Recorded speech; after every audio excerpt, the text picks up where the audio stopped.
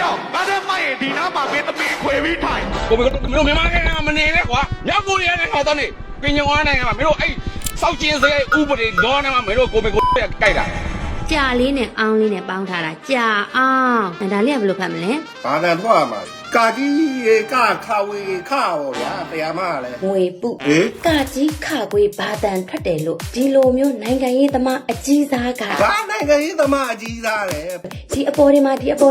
တင်ထားတဲ့အပွင့်တွေလေ ဟမ်ငါ့ကိုတော်တော်စောက်တင်ကြီးနေတာ အပွင့်တွေမှာအားမနာ အပွင့်ရပါလဲဘာအပွင့် ကကြီးကဘာတန်ထွက်မှမသိခခွေကဘာတန်ထွက်မှမသိ ငါဘူဘူးများမှ AI နဲ့မြောက်ကိုရီးယားဘူအပွင့်နေနဲ့တင်တာတော့ ဘာကြီးပဲဖြစ်နေနေရှင်လည်းမသိဘူးမှန် မသိဘူးဗျာ AI ပုံလေးကြည့်ပြီးလို့ပြန်မတို့အဲ့ဒါဘူစောက်တော်သူလို့ခေါ်တာ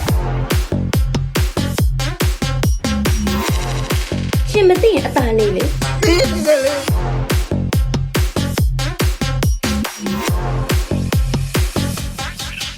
ချက်သမားဝယ်ဘူးလီးပြက်လာကွာဆရာမ AI ကိုမသိလို့ပြောနေတာလေဘာနာရလီးနာတာ